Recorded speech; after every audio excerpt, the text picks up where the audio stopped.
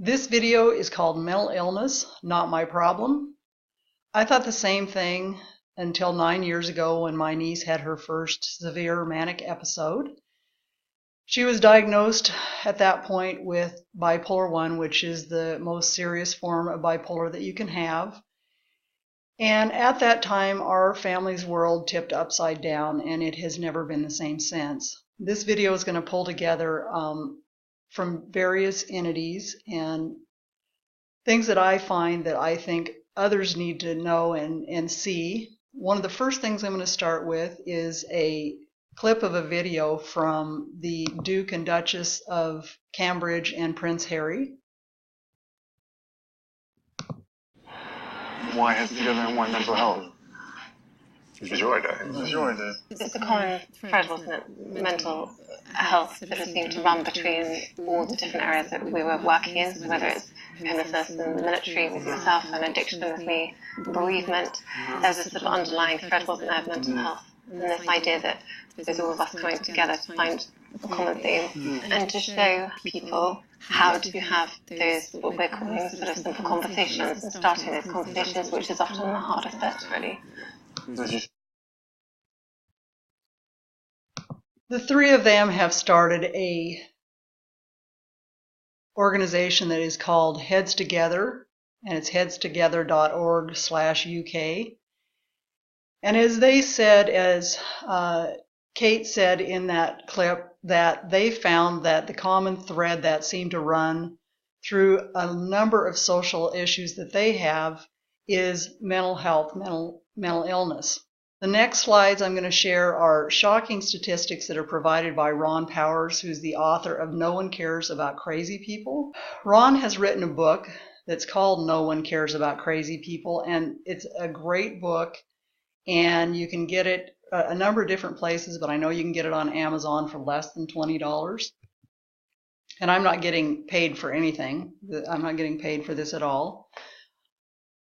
Ron had 2 schizophrenic sons, and one of them committed suicide. Ron shares that there are prisoners with mental illness that are costing our nation an average of $9 billion a year. That's billion with a B. $9 billion for prisoners in our jails and prison cells that are costing us $9 billion a year. Between 1998 and 2006, the mentally ill increased in our prisons and jails from 283,000 to 1,264,300. That is almost a million individual increase. A million individuals with mental illness are being placed in our jails and our prison cells. How sad is that? How sad is that? It makes me just totally disgusted. Ron goes on sharing that in 2010, total spending on prisons and jails was nearly $50 billion, and that at the same time, our mental health budget was cut $1.8 billion. What does that tell you?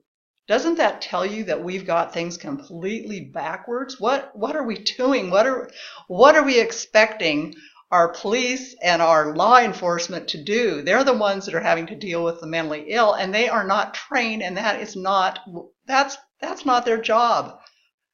What are we expecting? The former director of the National Institute of Mental Health, Thomas Inslee, said, "The way we pay for mental health is the most expensive way possible." What about this don't we get, everybody? I can't believe that we don't get this. There are so many people banging on doors, trying to get through, that we need to be doing something different with our mentally ill. Inslee goes on, "We don't provide support early, so we end up paying for lifelong support." He estimated that the mental illness costs the taxpayers $444 billion a year. $444 billion a year. And if you watch my insanity video that I made previously, and you can click on it from this page, but if you watch that video, you'll see where those costs, how those costs add up, and that they're not even being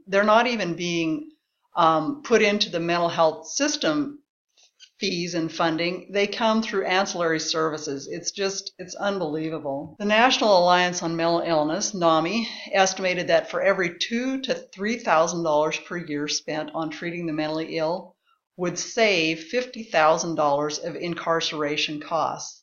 That's $2,000 to $3,000 versus $50,000 per incident or per individual. That's just like off the charts. Taxpayers and legislators are like, oh, this is what he had gone on and said, taxpayers and legislators alike seem generally ignorant of the extent to which they're being soaked by the hidden costs.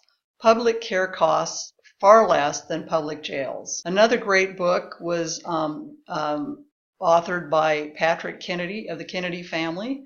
It's called A Common Struggle. One of the things that Patrick says is that mental illness is a natural disaster, and he asked the question, when are we going to treat it as such? Think about it. It is a national disaster, just like Kate said up front in that video clip.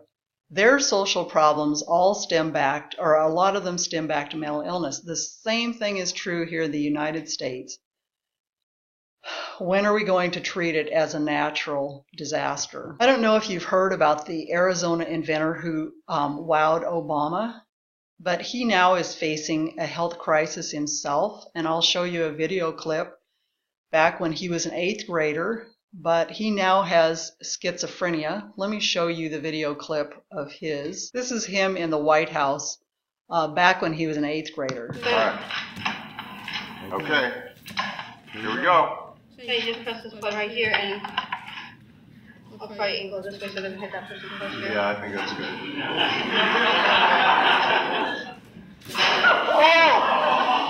Oh! Let's go look at the marshmallow. See what happens. As you can see, he was quite the little inventor, and he completely wowed President Obama.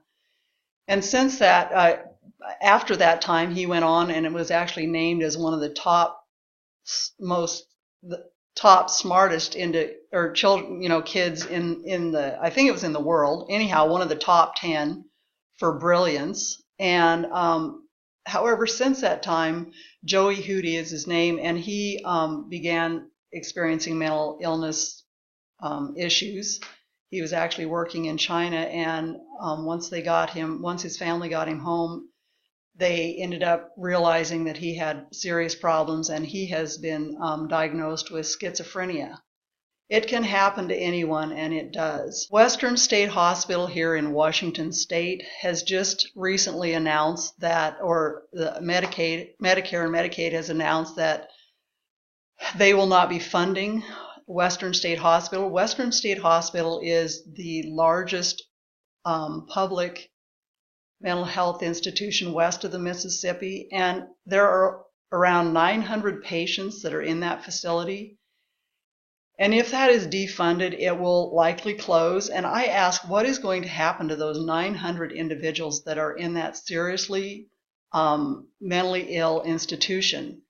Some of them, I understand, are in there for life. Where are they going to go? We always seem to instead of curing things up front, we just seem to throw things at our healthcare system, our mental health care system, and think it's going to solve the problem. It does not solve the problem. It keeps making it worse. We keep making budget cuts to Medicaid. They cover mental health expenses. When are we going to get it? Just as the Duchess said, our social problems seem to stem back to mental illness.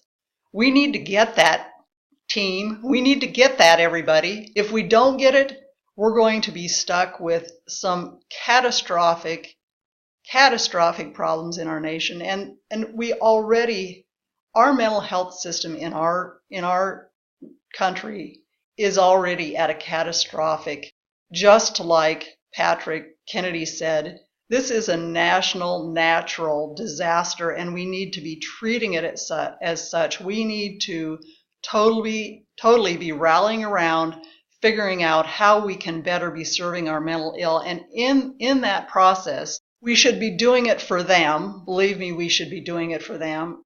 And aside from that, we should be doing it for our society, because there are so many things that stem back to mental health, mental illness, and our taxpayers are our taxes are out of control, and it can stem back to all of the ways that we are choosing not to deal with our mentally ill. If we'd get a grip, we're a smart nation, we're a wealthy nation. If we would start realizing what it would take to really solve our mental health problems, we would go a long ways in curing a number of other social issues in our countries, such as homelessness. That's a severe problem in our nation, and a lot of that stems back to mental illness. Anyhow, thank you once again for your time.